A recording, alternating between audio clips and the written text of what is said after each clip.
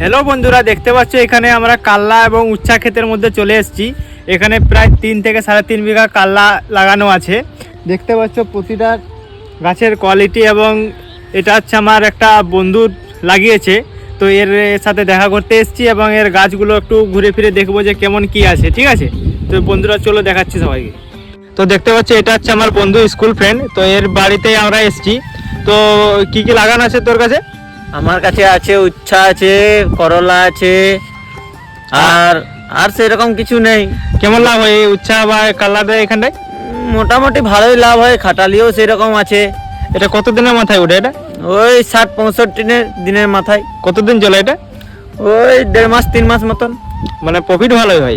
Profit ভালো হয়। তাহলে আরো লোককে দেখে কি বলতে চাও তুই? সবাই লাগাও, কোশিশ করু, আরো চেষ্টা করু সবাই। ভালো ফলন হবে, ভালো ফলন আসবে।